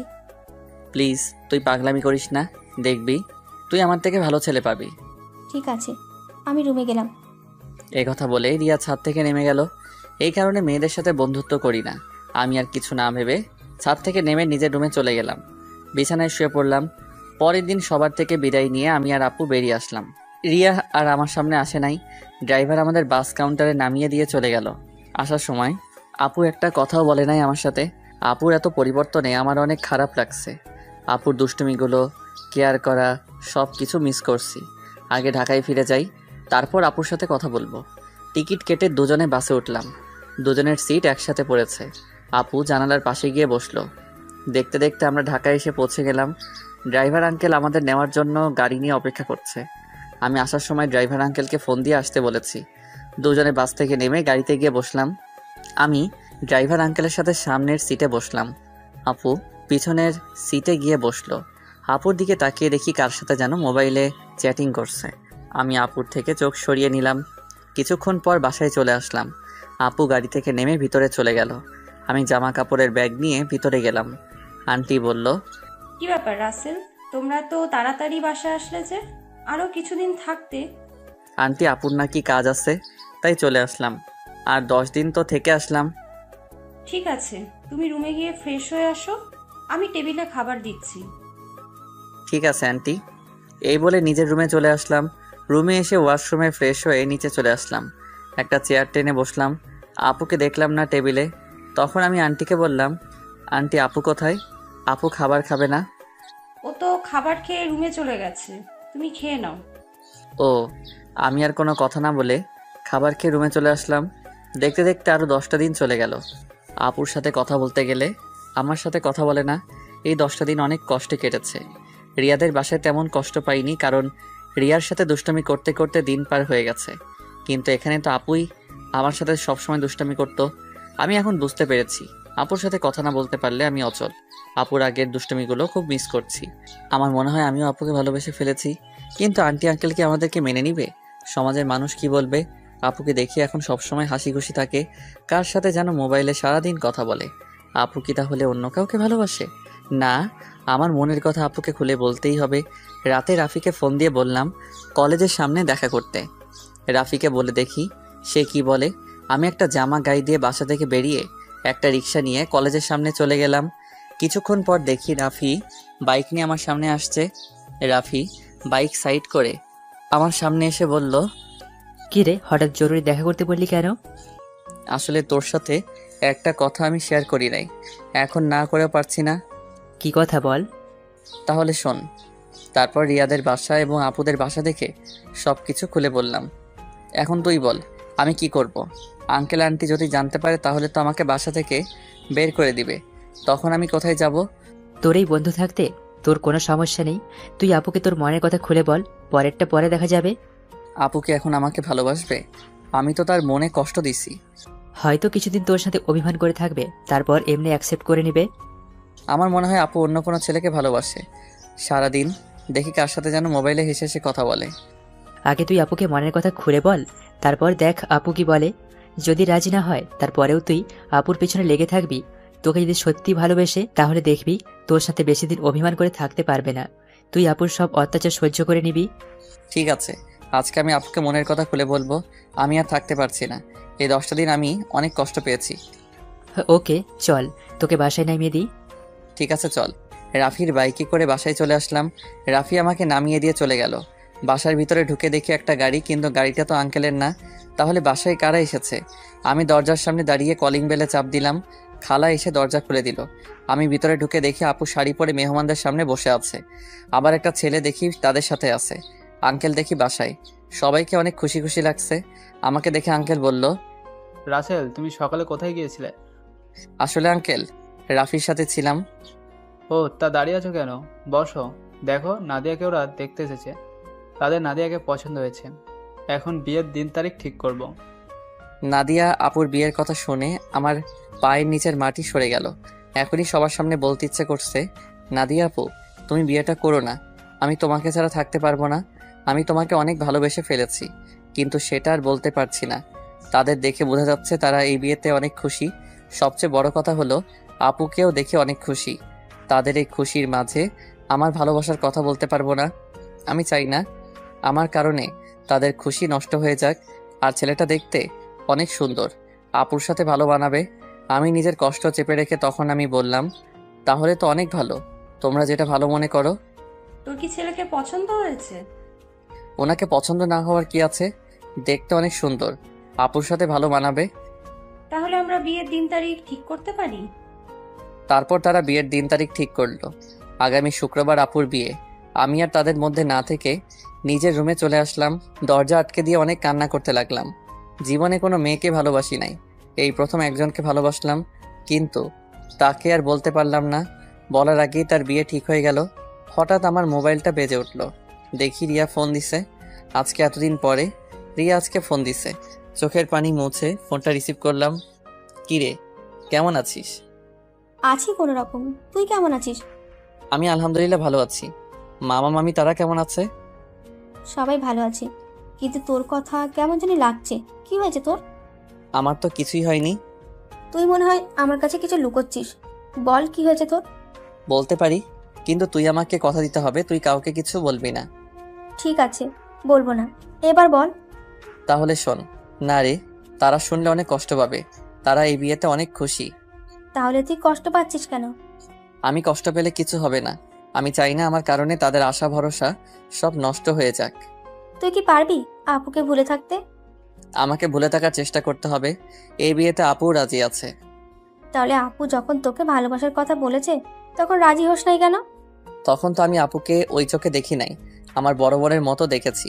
আর আঙ্কেল আন্টি এবং সমাজের কথা চিন্তা করে আপুকে মানা করে দেই। তখন যদি রাজি হতি তাহলে আজকে আর কষ্ট পেতে হতো না। এখন তুই কি করবি? এখন আমি আপুকে ভুলে থাকার চেষ্টা করব। আপুর বিয়ে হয়ে গেলে আঙ্কেল আন্টি একা হয়ে যাবে, তাই আমি চাই বাকিটা জীবন তাদের সাথে পার করে দিতে। ঠিক আছে, তাহলে ভালো থাকিস। আর যা কিছু করিস চিন্তা ভাবনা করে করিস। বাই। এটা বলে রিয়া ফোন কেটে দিল। আমার চোখ দিয়ে আবার পানি পড়তে শুরু করলো। কান্না করতে করতে নিচে ঘুমিয়ে গেলাম। রাতে সবাই টেবিলে বসে খাবার খেতে লাগলাম। তখন আঙ্কেল বলল, রাসেল, আমি চাই নাদিয়ার বিয়ের সবকিছু তুমি করবে। ঠিক আছে আঙ্কেল। আরে রাসেল, তোমার চোখ দুটো লাল হয়ে আছে কেন? কি হয়েছে তোমার? আসলে আন্টি চোখে কি যেন পড়েছে, তাই লাল হয়ে গেছে। চিন্তা করবেন না, এমনি ঠিক হয়ে যাবে। আমি নাদিয়া আপুর দিকে তাকিয়ে দেখি এক মনে খাবার খেয়ে যাচ্ছে। আমি তার থেকে চোখ সরিয়ে হালকা খাবার খেয়ে রুমে চলে আসলাম। রুমে এসে দেখি মোবাইলটা বাজতে আছে। হাতে নিয়ে দেখি রাফি ফোন দিছে। আমি রিসিভ করার পর রাফি বলল, কি রে, কেমন আছিস? আপুকে কি ভালোবাসার কথা বলেছিস?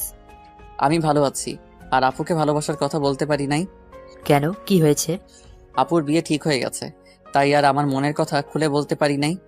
কি বলছিস তুই? কোথায় বিয়ে ঠিক হয়েছে? ছেলের বাড়ি কোথায় সেটা বলতে পারবো না। ছেলেটা দেখতে অনেক সুন্দর। তুই আমাকে বাসার সামনে নামিয়ে দিয়ে যাওয়ার পর তারপর সব খুলে বললাম। এটা তুই কি বলছিস? তুই কি পারবি আপুকে ভুলে থাকতে? তুই একবার আঙ্কেল আন্টিকে কথাটা খুলে বল, আর না হয় আপুকে বল। না রে, আমি চাই না আমার কথা শুনে তারা কষ্ট পাক। এই বিয়েতে তারা সবাই খুশি আছে, আর নাদিয়া আপু রাজি আছে। আঙ্কেল আন্টির কথা চিন্তা করে নিজেকে কষ্ট দিবি? তুই কি থাকতে পারবি? শোন, আঙ্কেল আমাকে রাস্তা থেকে তুলে এনে তাদের বাসায় ঠাঁই দিয়েছে। তাদের মতো একটা পরিবার পেয়েছি। আমার মতো এতিম ছেলেকে নিজের ছেলের মতো দেখেছে। তাহলে আমি কথা বলি কেমন করে? আর নাদিয়া আপুকে আমি ভুলে যাব? কিছুদিন গেলে সবকিছু ঠিক হয়ে যাবে। তুই মানুষ না রে, তুই একটা ফেরেশতা। তোর মতো বন্ধু পাওয়া ভাগ্যের ব্যাপার। ঠিক আছে, ভালো থাকিস। কালকে থেকে বিয়ের সবকিছু আমাকে করতে হবে, আজকে আঙ্কেল বলেছে। ওকে, ভালো থাকিস, আল্লাহ হাফেজ। এটা বলে রাফি ফোন কেটে দিল। আমি নিজেকে যতই শক্ত রাখার চেষ্টা করি, কিন্তু আমি তা পারছি না। বারবার আপুর চেহারাটা চোখের সামনে ভেসে আসছে। আর কিছু না ভেবে ঘুমিয়ে পড়লাম। সকালে ঘুম থেকে উঠতে দেরি হয়ে গেছে। আজকে আমাকে কেউ ডাকতে আসে নাই, মনে হয় কাজে কামে বিজি সবাই। আমি বিছানা থেকে নেমে ওয়াশরুমে চলে গেলাম। ফ্রেশ হয়ে একটা জামা গায়ে দিয়ে নিচে আসলাম। নিচে এসে একজনকে দেখে আমি পুরো অবাক হয়ে গেলাম। এ আর কেউ নয়, আপুর সাথে যে ছেলের বিয়ে ঠিক হয়েছে সেই ছেলে। আমি এখনো ওনার নাম জানি না। আমাকে দেখে ডাক দিল, আসসালামু আলাইকুম দুলাভাই, কেমন আছেন? আলহামদুলিল্লাহ, ভালো আছি। তুমি কেমন আছো? আমিও ভালো আছি। দুলাভাই নামটা তো জানা হলো না, তা হঠাৎ বিয়ের আগে শ্বশুরবাড়িতে? আমার নাম রনি, নিজেদের অফিস দেখাশোনা করছি। আর আজকে নাদিয়াকে নিয়ে মার্কেটে যাব বিয়ের কেনাকাটা করতে। আমি চাই নাদিয়ার পছন্দ মতো সব কিছু কিনে দিতে। খুব ভালো। তা আপু কোথায়? নাদিয়া রেডি হয়ে আসছে, তুমিও আমাদের সাথে চলো। না দুলাভাই, আঙ্কেল আমাকে বিয়ের সবকিছুর দায়িত্ব দিছে। আমি নাস্তা করে বাইরে গিয়ে বিয়ের কার্ডের অর্ডার, ডেকোরেশন সবকিছু করে আসতে হবে। আমার হাতে অনেক কাজ, আপনি আপুকে নিয়ে যান। তোমার যখন কাজ আছে তাহলে তো আর জোর করা যাবে না। চলুন, নাস্তা করবেন? আমি বাসা থেকে করে এসেছি, তুমি করে নাও। ঠিক আছে বলে নাস্তার টেবিলে চলে আসলাম। খালা আমাকে নাস্তা দিয়ে গেল। হঠাৎ সিঁড়ির উপর চোখ গেল, দেখি আপু সুন্দরভাবে সেজে গুজে নিচে নামছে। আপুকে দেখতে অনেক সুন্দর লাগছে। আপু আমার দিকে তাকাতেই আমি চোখ সরিয়ে নিলাম। তারপর তারা দুজনে বাসা থেকে বেরিয়ে গেল। আমি হালকা নাস্তা করে বাসা থেকে বেরিয়ে রিক্সা নিয়ে রাফিদের বাসার সামনে চলে আসলাম। ভাড়া মিটিয়ে কলিং বেল চাপ দিলাম। কিছুক্ষণ পর রাফির আম্মু দরজা খুলে দিল। আসসালামু আলাইকুম। আম্মু, কেমন আছো? কে তোর আম্মু? আমি তোর আম্মু না। আম্মু, কাজে অনেক বিজি ছিলাম, তাই তোমার সাথে দেখা করতে পারি নাই। প্লিজ আম্মু, তুমি আমার উপর রাগ করে থেকো না। আম্মু আমাকে জড়িয়ে ধরে কপালে 2টা চুমু দিল। তারপর বলল, এতদিন পর তোর এই আম্মুর কথা মনে পড়েছে? সরি আম্মু, আমার ভুল হয়ে গেছে। আর কখনো এমন ভুল করব না। ঠিক আছে, এখন ভিতরে আয়। রাফি তার রুমে আছে, তুই ওর রুমে যা, আমি কফি পাঠিয়ে দিচ্ছি। ঠিক আছে আম্মু। আমি ভিতরে ঢুকে ওপরে রাফির রুমে যেতে লাগলাম। এবার আপনাদের বলি, রাফির আম্মু জানে আমার আব্বু আম্মু নেই, আমি একটা এতিম ছেলে। তখন রাফির আম্মু আমাকে বলে, কে বলেছে তোর আব্বু আম্মু নেই? আজকে আমি তোর আম্মু, এখন থেকে আমাকে আম্মু বলে ডাকবি। এখন আমার 2 ছেলে। এরপর থেকে রাফির আম্মুকে আমি আম্মু বলে রাখি। রাফির রুমে এসে দেখি রাফি বিছানায় শুয়ে মোবাইল টিপতে আছে। আমাকে দেখে উঠে বসলো। কিরে, তুই কখন আসলি? এই তো কিছুক্ষণ আগে। তা তুই আসবি, আমাকে তো বললি না। আমি তো এমনি আসি নাই, আপুর বিয়ের সব দায়িত্ব আঙ্কেল আমাকে দিছে। আমি তো একা একা সবকিছু করতে পারবো না, তাই তোকে নিয়ে সবকিছু করব। নিজের ভালোবাসার মানুষের বিয়ের সব দায়িত্ব তুই পালন করবি? তোর কি একটু কষ্ট হচ্ছে না? কষ্ট হলে তো কিছুই করার নেই। আঙ্কেল আন্টির সুখের জন্য আমি সবকিছু করতে রাজি আছি। এখন তাড়াতাড়ি রেডি হয়ে নে, হাতে অনেক কাজ আছে।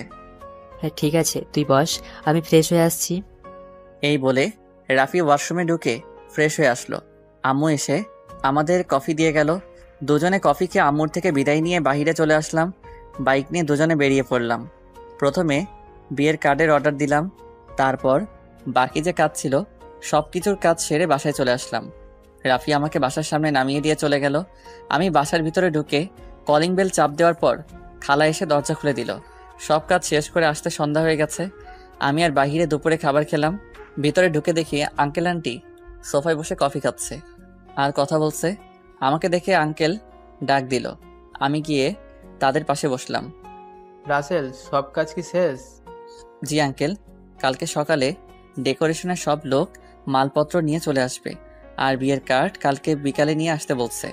ফুলের লোক গায়ে হলুদের দিন সকালে আসবে। ঠিক আছে, তুমি এখন রুমে গিয়ে ফ্রেশ হয়ে কিছুক্ষণ রেস্ট নাও, কালকে আবার কাজে লেগে পড়তে হবে। ঠিক আছে আঙ্কেল। এই বলে নিজের রুমে চলে আসলাম। ওয়াশরুমে ঢুকে ফ্রেশ হয়ে বিছানায় শুয়ে পড়লাম। রাতে খাবার খাওয়ার জন্য খালা ডেকে গেছে, তাই বিছানা থেকে উঠে নিচে চলে আসলাম। টেবিলের সামনে গিয়ে দেখি আঙ্কেল আন্টি আর আপু বসে আছে। আন্টি খাবার বেড়ে দিল, আপুর দিকে তাকিয়ে দেখি এক মনে খাবার খেয়ে যাচ্ছে। আমার দিকে একটা বার তাকালো না। আমি খাবার খেয়ে নিজের রুমে চলে আসলাম, তারপর বিছানায় শুয়ে পড়লাম। পরের দিন বিকালে বিয়ের কার্ড নিয়ে আসলাম। তখন আমি আঙ্কেলকে বললাম, আঙ্কেল বিয়ের কার্ডগুলো কি করব? তোমার বন্ধু বান্ধব কতজন আছে তাদের একটা করে দিয়ে আসো, আমি কিছু রাখছি, আর বাকিগুলো নাদিয়াকে দিয়ে আয়। আঙ্কেল আমার তেমন বন্ধু নেই, আমার একমাত্র বন্ধু শুধু রাফি এবং তার পরিবার। ঠিক আছে, তাদের বিয়ের কার্ড দিয়ে এসো, আমি কিছু রাখছি, বাকিগুলো নাদিয়াকে দিয়ে আয়। আঙ্কেল কিছু কার্ড রাখলো, বাকিগুলো নিয়ে আপুর রুমের সামনে গেলাম। বাহির থেকে বললাম, আপু ভিতরে আসতে পারি? আয়। আমি ভিতরে ঢুকে দেখি আপু বিছানায় বসে আছে, কিন্তু অবাক করার বিষয় হলো আপুর চোখ দুটো লাল হয়ে আছে। আমাকে দেখে বলল, কেন এসেছিস? আসলে আপু, আঙ্কেল বলেছে বিয়ের কার্ডগুলো তোমাকে দিতে, তোমার বন্ধু বান্ধবকে দেওয়ার জন্য। ঠিক আছে, রেখে যা। আমি বিছানার উপরে কার্ডগুলো রেখে যেই না রুম থেকে বেরিয়ে যাব, তখন আপু আমাকে পিছন থেকে জড়িয়ে ধরে কান্না করে দিল। আমি আপুকে আমার দিকে ঘুরিয়ে বললাম, আপু তুমি কান্না করছো কেন? তুই কি মানুষ নাকি অন্য কিছু? আপু হঠাৎ এই কথা বললে কেন? আমাকে রিয়া ফোন করে সব বলে দিছে। তুই আমাকে ভালোবাসার কথা বললি না কেন? আমি তোমাকে যেদিন বলতে যাব সেদিন দেখি তোমাকে ছেলেপক্ষ দেখতে এসেছে, তাই আর বলি নাই। তুই তো আমাকে একটাবার বলে দেখতি, তোকে আমি এখনো অনেক ভালোবাসি। সেটা আর কখনো সম্ভব না।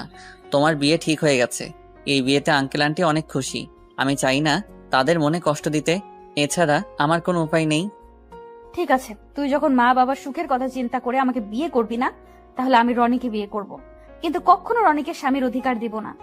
আমি তোকে ভালোবাসি আর সারা জীবন বেঁচে যাব। আপু তুমি এমন পাগলামি করো না, আমাকে তুমি ভুলে যাও। নিজের বাবা মার কথা একটাবার চিন্তা করো, তোমার বিয়েতে তারা অনেক খুশি। তুই আমার রুম থেকে বেরিয়ে যা। যে ছেলে নিজের ভালোবাসার মানুষকে অন্য ছেলের হাতে তুলে দিতে রাজি আছে, সে কখনো কাউকে ভালোবাসতে পারে না। আমি আর কোনো কথা না বলে নিজের রুমে চলে আসলাম।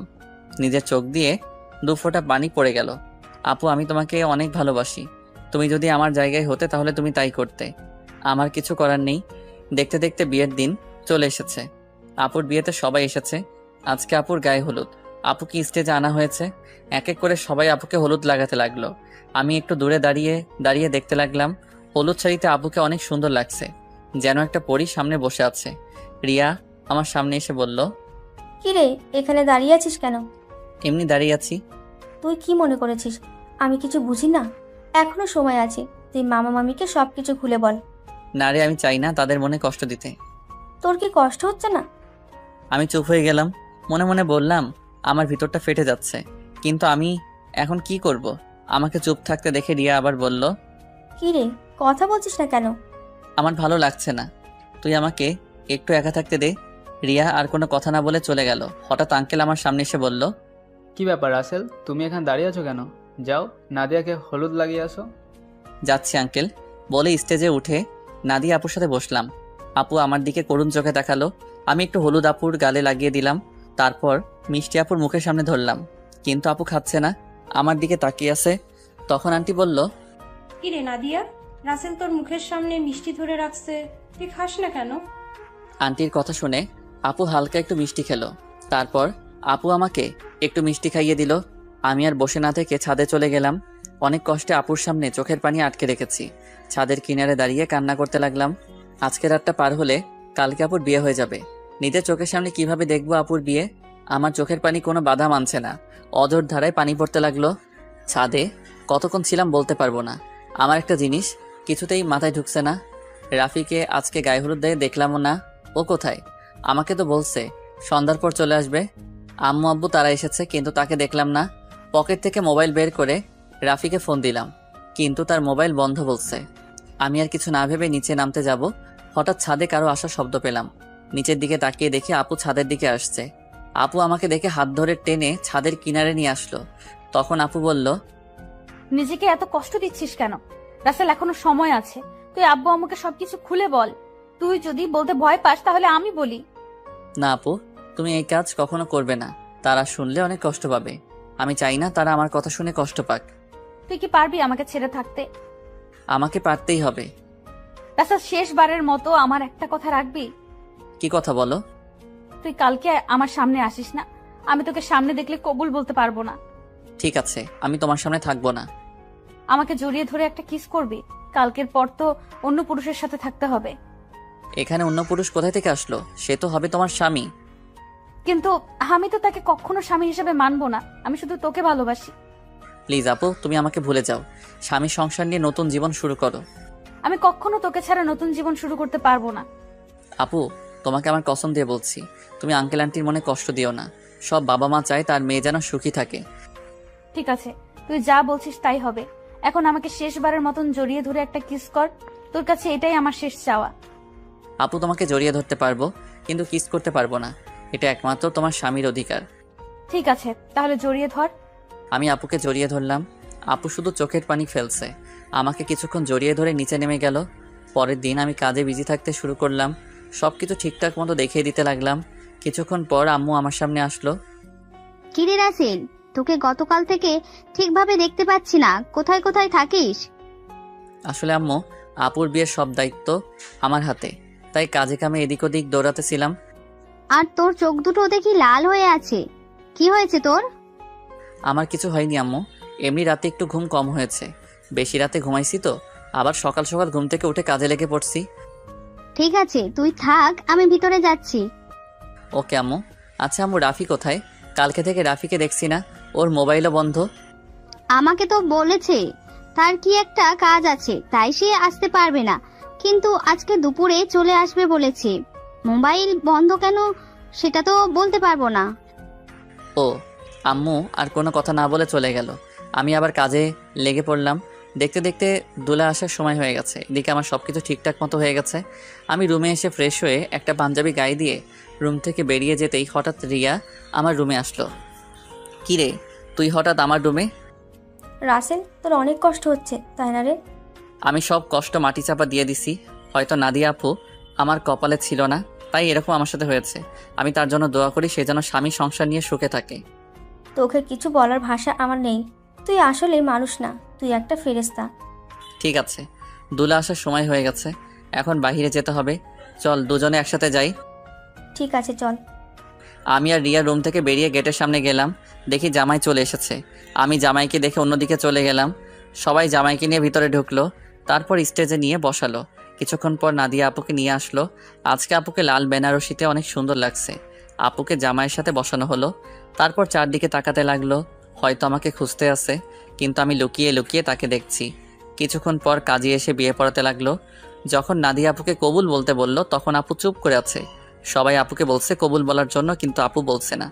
যেই না আপু সবার জোড়াজড়িতে কবুল বলতে যাবে, তখন হঠাৎ রাফি কোথা থেকে এসে বলল, এই বিয়ে বন্ধ করুন। কি হয়েছে রাফি, তুমি বিয়ে বন্ধ করতে বলছো কেন? আপনারা যার সাথে আপুকে বিয়ে দিচ্ছেন তার সম্বন্ধে ভালো করে খোঁজ খবর নিয়েছেন? কি বলতে চাও তুমি? সবাই তো বলছে ছেলে ভালো। এই ছেলে ভালো না, ও একটা মেয়েকে বিয়ে করবে বলে তার সবকিছু কেড়ে নিয়ে গেছে। তোমার কাছে কি প্রমাণ আছে যে রনি খারাপ ছেলে? আমি জানতাম আপনারা এটাই বলবেন, তাই তো ওই মেয়েকে সাথে করে নিয়ে এসেছি। কোথায় আপু, সামনে আসো।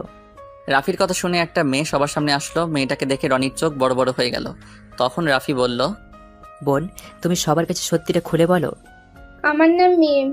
রনি আর আমার 1 বছরের রিলেশন। সে আমাকে বিয়ে করবে বলে আমার সবকিছু কেড়ে নিয়ে গেছে। কিছুদিন আগে সে আমাকে বলে তাকে ভুলে যেতে। তার নাকি অন্য জায়গায় বিয়ে ঠিক হয়ে গেছে। আমার সাথে নাকি প্রেমের অভিনয় করেছে। আমার ছেলে যে তোমার সাথে খারাপ কিছু করেছে তার কি প্রমাণ আছে? আমার মোবাইলে আমার আর রনির একসাথে ছবি আছে এবং কিছু নেগেটিভ ছবিও আছে, চাইলে দেখতে পারেন। বলে মোবাইলটা রনির বাবার হাতে দিল।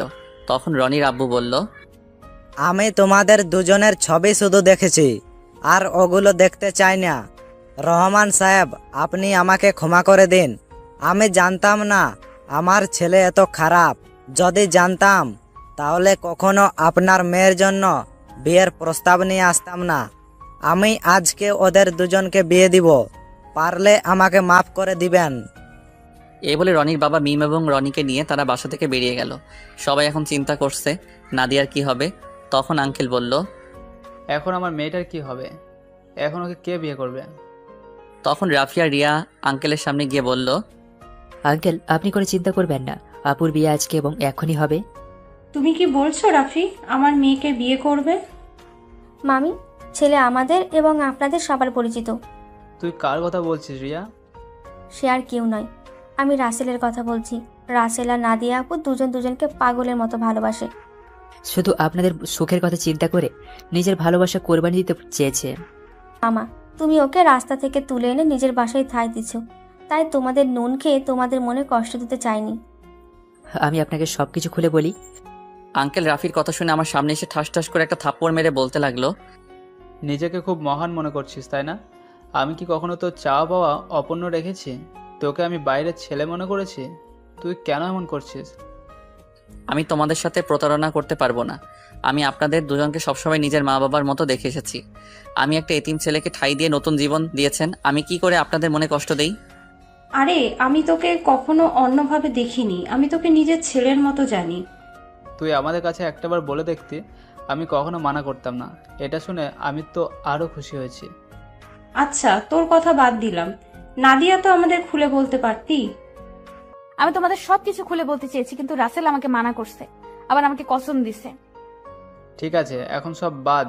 এখন রাফি, তুমি রাসেলকে তৈরি করে নিয়ে আসো। ঠিক আছে আঙ্কেল। এই বলে রাফি আমাকে নিয়ে উপরে চলে আসলো। আমি সাথে সাথে রাফিকে জড়িয়ে ধরে কান্না করে দিলাম। তারপর বললাম, কিরে কেমনে কি? আমার পাঠক পাঠিকারা তো কিছুই বুঝতে পারছে না, একটু সবাইকে খুলে বল। ঠিক আছে বলছি। আমি গতকাল দুপুরে মার্কেটে যাচ্ছিলাম আপুর বিয়ের উপহার কিনতে। তখন হঠাৎ দেখি একটা মেয়ে রনির মতো একটা ছেলের সাথে কথা বলছে। হঠাৎ ছেলেটা মেয়েটাকে ঠাস করে দুইটা থাপ্পড় মেরে চলে যায়। ছেলেটা যে সময় গাড়িতে উঠবে তখন তার চেহারা দেখে অবাক হয়ে যায়, কারণ সে ছিল রনি ভাই। আমি আর দাঁড়িয়ে না থেকে মেয়েটার কাছে গেলাম। তখন তাকে জিজ্ঞেস করি, ওই ছেলেটার সাথে তোমার কি সম্পর্ক? তারপর মেয়েটি সব খুলে বলে। তুই মিমের সব কথা শুনে কি বলছিস? আমি ওর কথা শুনে তাকে নিয়ে বাসায় চলে আসলাম। আব্বু আম্মুকে বললাম, আমার বন্ধু তোমরা সবাই বিয়ে বাড়িতে চলে যাও, আমি বিয়ের দিন যাব। আমার বন্ধুর সাথে আমার কিছু কাজ আছে। আব্বু আম্মু পরে কিছু বলে নাই? মানে একটা মেয়ের সাথে তোর কি কাজ? তুই তো জানিস আব্বু আম্মু আমাকে অনেক বিশ্বাস করে, তার ছেলে কখনো খারাপ কাজ করবে না।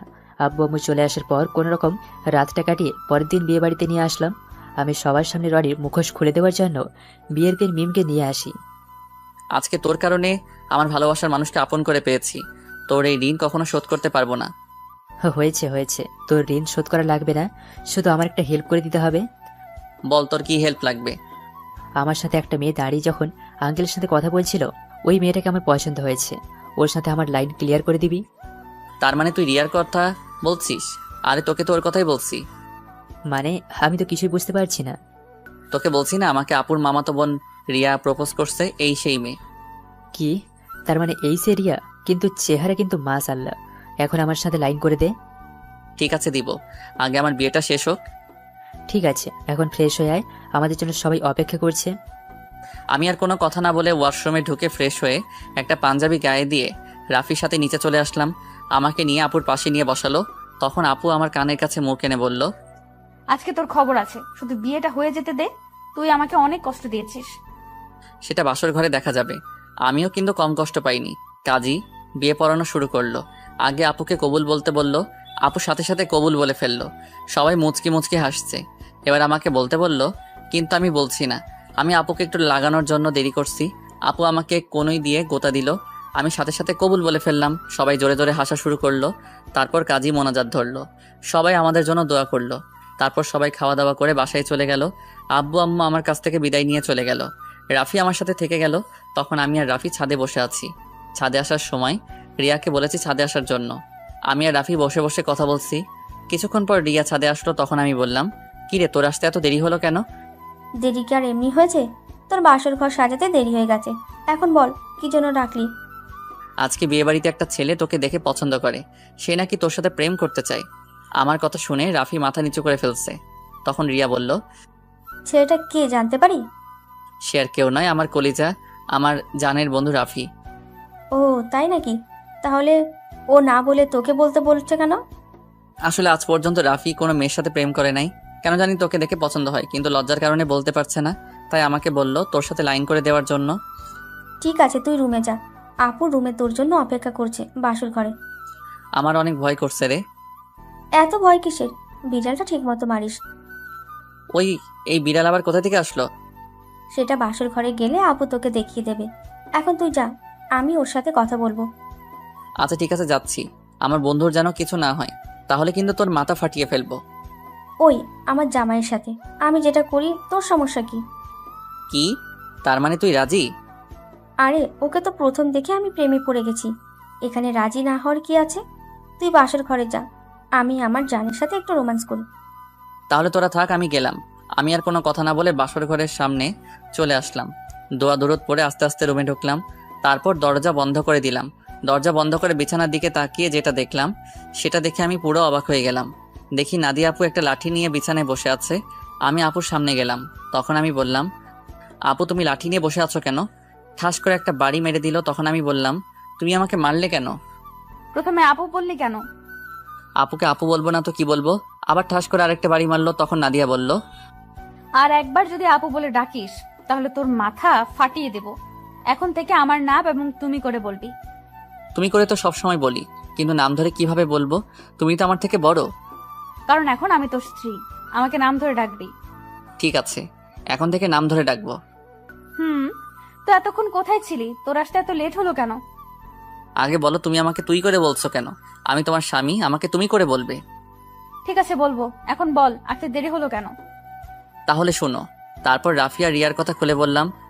সেটা তো খুশির খবর। আজকে রাফির জন্য তোমাকে আমি আপন করে পেয়েছি। ও না থাকলে এতক্ষণে আমাকে বাসর ঘরে রনি থাকতো। ঠিকই বলছো। ওর মতো বন্ধু পাওয়া ভাগ্যের ব্যাপার। ঠিক আছে, এখন অজু করে আসো, 2 রাকাত নফল নামাজ আদায় করতে হবে। করব। আগে আমাকে একটা কথার উত্তর দাও। বিয়ের আগে তোমাকে দেখেছি সবসময় কার সাথে যেন হেসে হেসে কথা বলতে। তুমি কার সাথে কথা বলতে? নাদিয়া আমার কথা শুনে হাসতে হাসতে বলল, আরে পাগল, এটা আমি অভিনয় করছি। আমি তোমার সামনে মোবাইল নিয়ে অন্য ছেলের সাথে কথা বলার অভিনয় করছি এবং তোমাকে এড়িয়ে চলছি। তুই এগুলো সহ্য করতে না পেরে জানো আমাকে ভালোবাসার কথা বলিস, কিন্তু হাদারাম তুমি আমাকে কখনো বলো নাই।